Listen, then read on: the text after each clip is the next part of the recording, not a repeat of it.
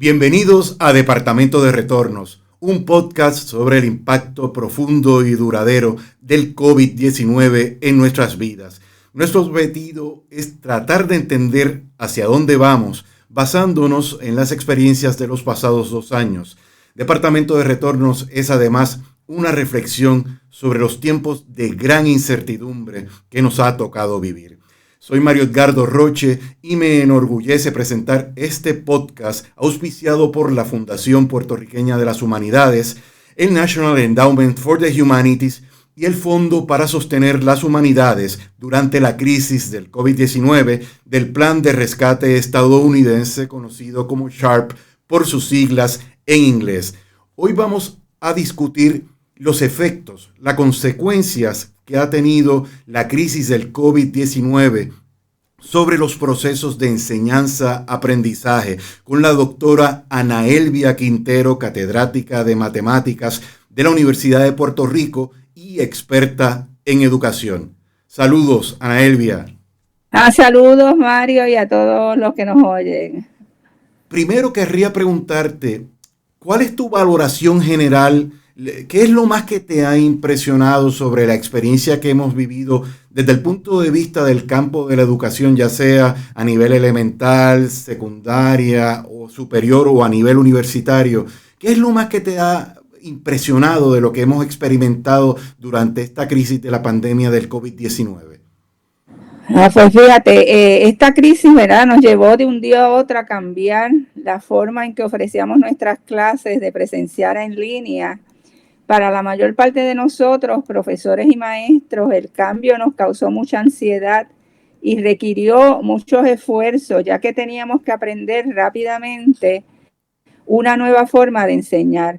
Lo más que a mí me ha llamado la atención es que en este proceso fue el esfuerzo de la gran mayoría del magisterio en lograr hacer este cambio. O sea, un día nos fuimos y a la semana tuvimos que empezar a enseñar en línea y déjenme decirle que no fue fácil. No fue fácil, pero me impresionó, ¿verdad?, que la gran mayoría del magisterio hizo el cambio y hizo muchos esfuerzos porque esta forma de enseñar fuera efectiva.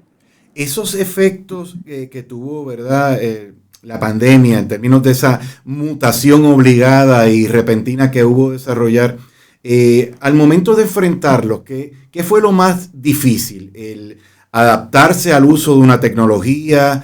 ¿El problema que te planteaba una brecha digital? Quizás no tenías acceso a Internet o tus estudiantes no tenían acceso a Internet. La falta de organización para sistematizar esa oferta académica pensando en el contexto universitario. ¿Qué es lo que tú entiendes fue más difícil? Fíjate, en el caso de la universidad, la mayor parte de los estudiantes tenían acceso, podían entrar. O sea, yo lo vi por mis estudiantes, todos pudieron entrar, unos con más dificultad que otros, ¿verdad? Algunos estaban en el teléfono. Así es que en el caso de la universidad, yo creo que la conectividad no fue no fue un gran problema. Ahora, en la escuela elemental y superior, eso sí fue un problema, ¿verdad? Muchos estudiantes no pudieron, o sea, no tenían computadora, o había una computadora en la clase y había 3 niños. Así es que otros no tenían internet. De hecho, para mí, esta pandemia trajo a la luz la desigualdad que existe en nuestro país, ¿verdad? Porque algunos niños pues no hubo problema, enseguida pues se integraron, pero muchos de ellos no tenían las computadoras, otros no tenían la conexión, así es que yo creo que esta pandemia trajo a la luz la desigualdad, que yo creo que es un problema que tenemos que atender, porque ¿verdad? La tecnología es algo que cada día se va a usar más en todos los aspectos de nuestra vida. Así que yo creo que es bien importante que todo el mundo, ¿verdad?, tenga esta posibilidad. De hecho, fíjate, el país, por lo menos en las Américas, ¿verdad?, donde se funcionó mejor fue en Uruguay. ¿Y por qué? Porque Uruguay ya tenía un plan de que le había dado computadoras a todos sus niños. Así que cuando vino la pandemia no les fue muy difícil ese cambio. Así que eso fue un problema, ¿verdad? La falta más en la escuela que en la universidad. Ahora Yo que creo que un mencionas problema... eso, sí, disculpa, quería comentar algo más. Ajá. Ahora, yo creo que un problema que tuvimos todos, y eso yo creo que fue en todos los niveles, ¿verdad? O sea, uno, por lo menos en mi caso, ¿verdad? Yo toda la vida pues he enseñado de forma presencial, así que de momento ese cambio yo no veía a los estudiantes porque en la universidad no se le podía pedir que estuvieran con las cámaras abiertas. Y algunos tenían problemas porque algunos, por ejemplo, si estaban con teléfono, pues se les hacía difícil abrir las cámaras. Y de momento yo estaba enseñando sin ver los estudiantes, que para mí es bien importante verle las caras, ¿verdad? Yo enseño matemáticas y cuando yo veo las caras de ellos, yo veo si están entendiendo, si no están entendiendo. Pero ahora pues estaba un poco como sin saber muy bien. Algunos me preguntan, ¿verdad? Y yo trato lo más posible. De hecho, yo les doy puntos ahora cuando estamos en línea. Yo les doy puntos por preguntar, porque eso pues permite que la clase, ¿verdad?, sea más interactiva. Pero eso fue un problema, el cambiar, pues uno no estaba acostumbrado. Después poco a poco uno fue, ¿verdad?, buscando sus formas de, por ejemplo, yo al principio no hacía eso, pero luego les di punto por preguntar, por participar, y eso aumentó la participación de ellos. Y fíjense, ellos me dijeron, porque yo al final del curso siempre les pido que me evalúen el curso, y una de las cosas que ellos me dijeron es que ellos se atrevían a preguntar, porque ellos dicen que en algunos cursos ellos no se atreven a preguntar, y me decían, imagínese, usted nos da punto por preguntar. Así es que eso pues así es que uno fue buscando, ¿verdad?, formas de mejorar, y los mismos estudiantes te decían, cuando al final del curso yo siempre pido la evaluación y ellos mismos pues te dicen, mira, pues si usted hace esto, si usted hace aquello. Así que uno fue mejorando, pero claramente no es lo mismo, y todavía no es lo mismo. O sea, yo, aunque claramente uno ha mejorado mucho, presencial no es lo mismo, sobre todo cuando es una clase de matemática que uno necesita ver esas caras cuando ellos están, ¿verdad?, cuando no entienden. Quería preguntarte, en la línea de lo que estás comentando, primero, esa diferencia entre tener que tomar una clase con el teléfono celular o con una computadora, me imagino que marcaría unas circunstancias dramáticas en términos de la dinámica que se podía dar, porque yo también tuve estudiantes que tomaban los cursos a través del teléfono celular, del teléfono móvil, y no por vía de una computadora. Eso dificulta y planteaba un reto mayor. A los estudiantes, sí, sí. Sí, sí, porque no es lo mismo, ¿verdad?, cuando tú estás en un teléfono, que es muy difícil. Por ejemplo, para abrir la cámara, algunos de ellos no podían cuando estaban con el teléfono.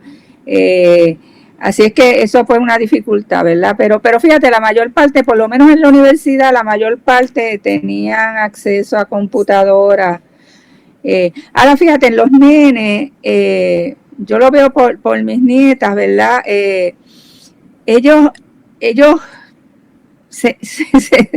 a veces se entretenían en otra cosa, o sea, como perdían, o sea, es difícil mantener el interés cuando tú no estás, ¿verdad?, cara a cara.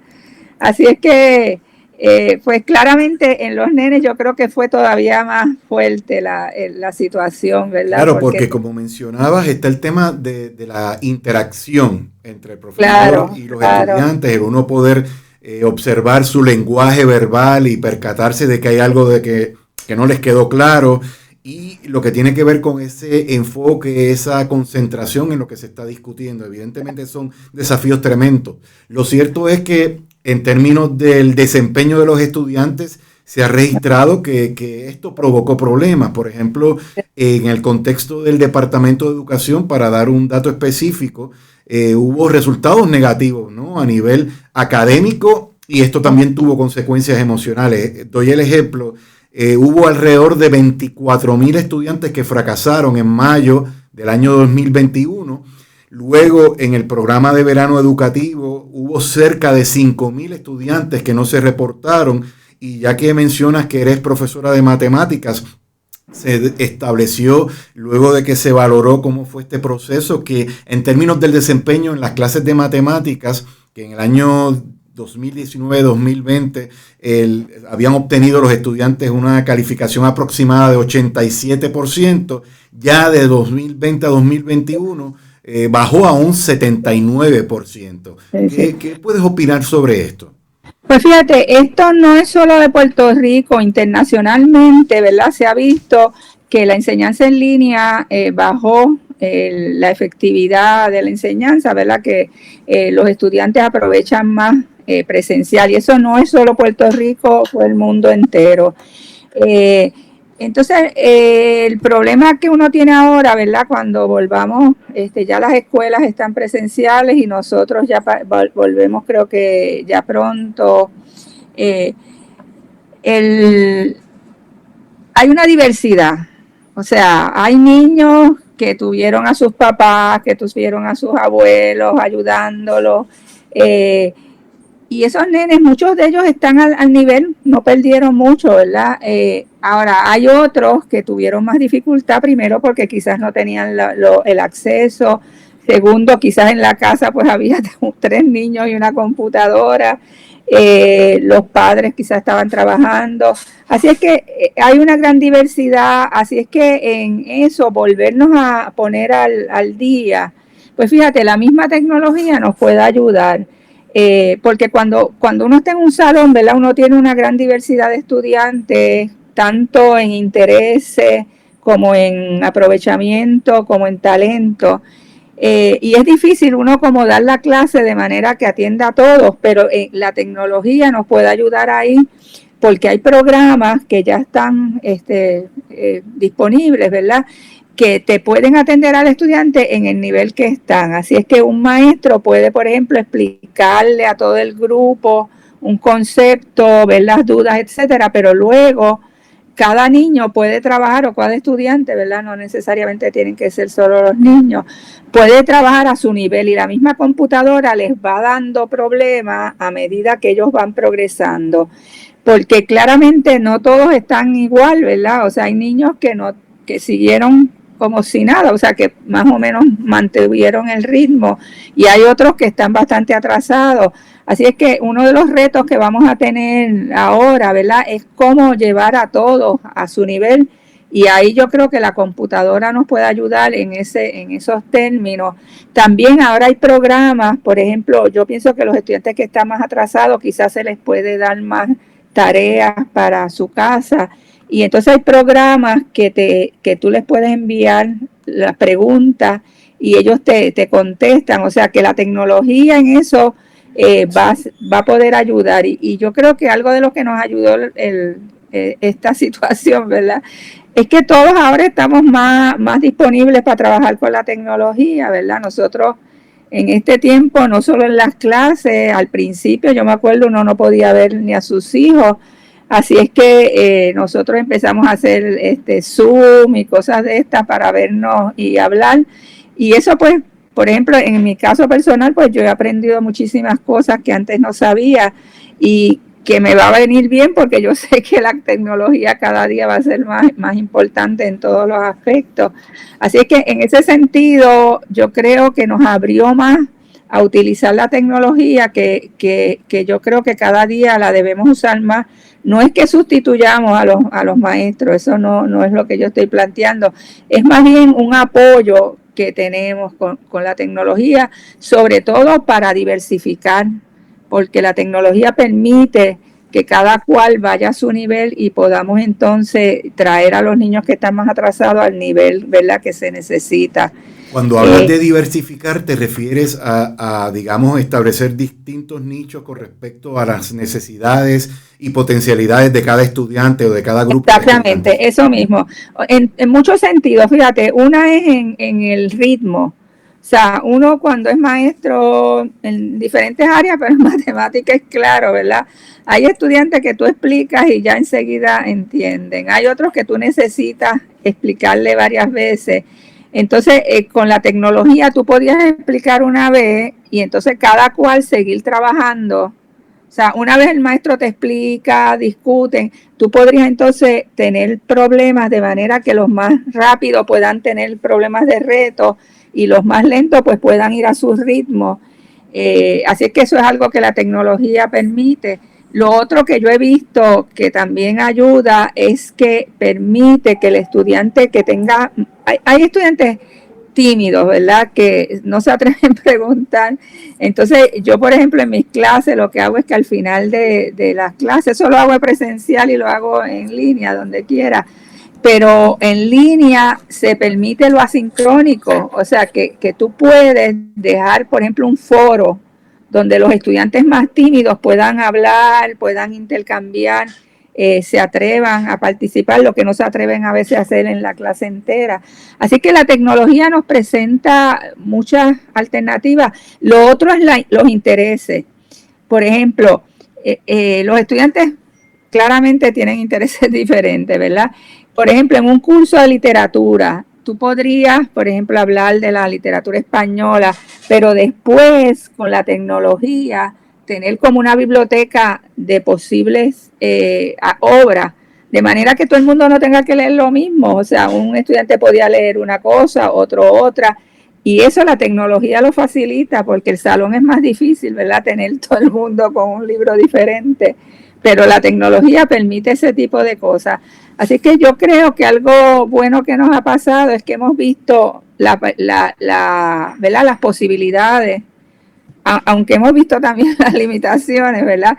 Pero hemos visto las posibilidades de la tecnología que antes no estábamos tan conscientes. Quisiera abundar en ese aspecto de los efectos positivos de toda esta experiencia, pero antes de entrar ahí o de profundizar más, quisiera brevemente comentarte y preguntarte, ¿en qué aspecto tú crees que fue más duro o que tuvo consecuencias más negativas en los procesos cognitivos de enseñanza-aprendizaje para efectos de estos niños y niñas, o lo que tiene que ver con ese aspecto emocional al de pronto encontrarse con una dinámica en la que no podían interactuar con sus pares?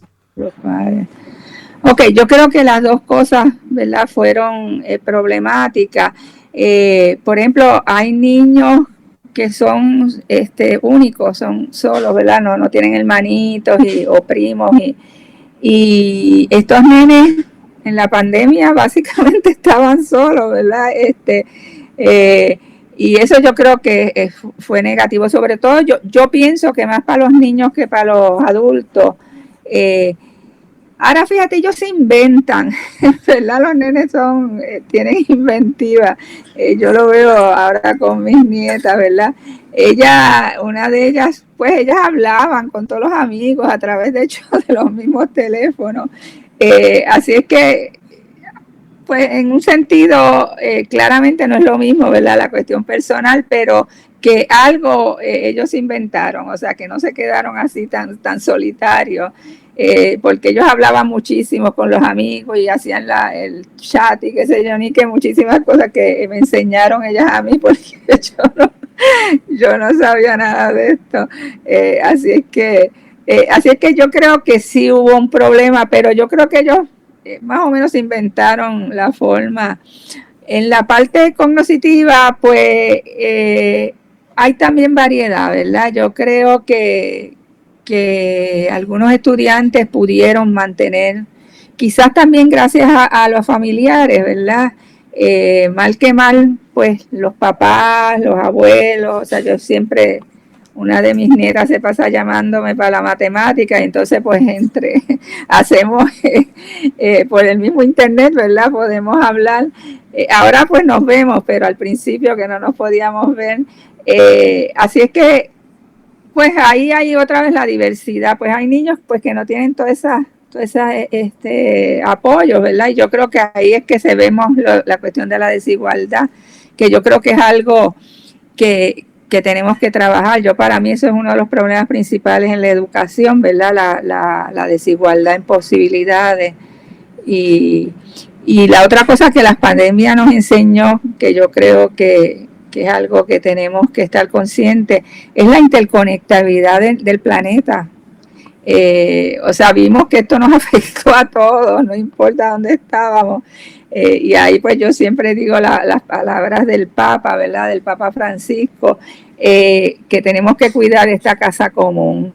Eso yo creo que se nos hizo evidente en la pandemia, ¿verdad? Que la necesidad de cuidar la casa común, y es algo que yo creo que tenemos que integrar más en el currículo, que esto es la cuestión ecológica, que yo creo que es fundamental, ¿verdad? Para el futuro de nuestro mundo, de todo el mundo.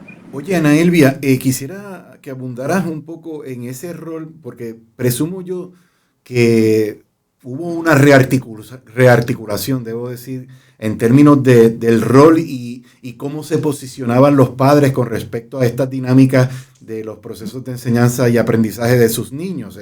Tuvieron que asumir un rol más protagónico. ¿Tú crees que esto es algo que llegó para quedarse? ¿Tú crees que de cara al futuro esto es algo que los padres deben asumir como algo que será de ese modo o más cercano a lo que se vivió en esa etapa más dura de la pandemia?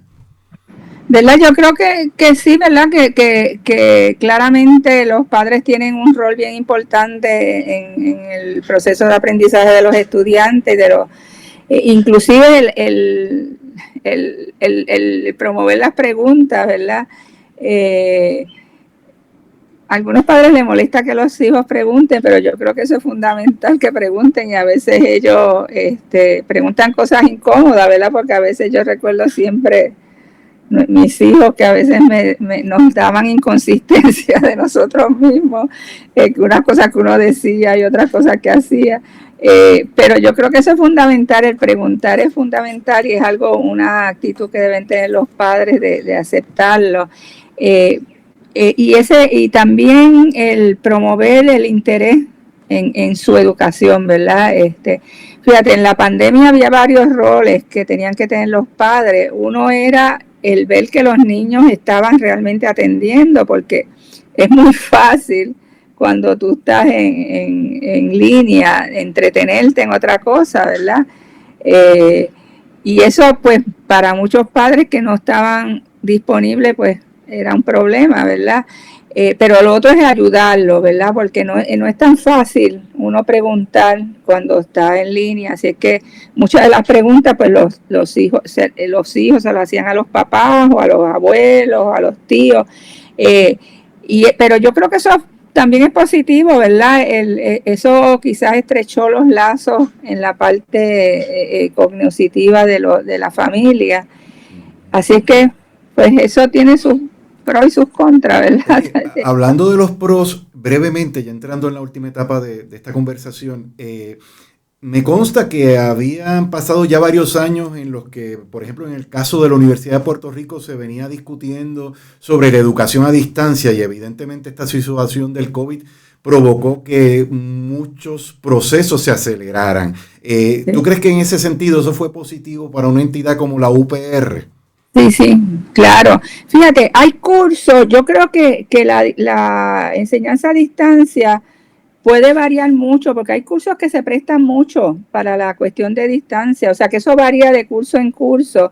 Y yo creo que la universidad, en particular nosotros en Río Piedra, ¿verdad? Como que despertó ante esa posibilidad, y veo que en estos últimos años hemos aprobado muchos programas en línea, ¿verdad?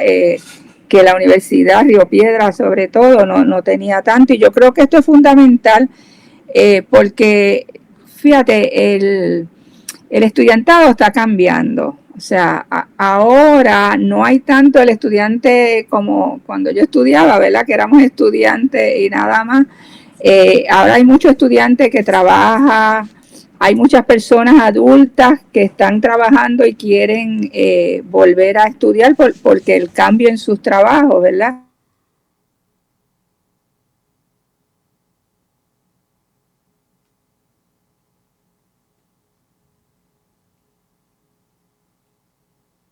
Puedes hacerlo cuando tú quieras. Espérate, se nos fue esto. Estamos contigo. Estamos con unos instantes nos fuimos, pero estamos escuchando. Okay.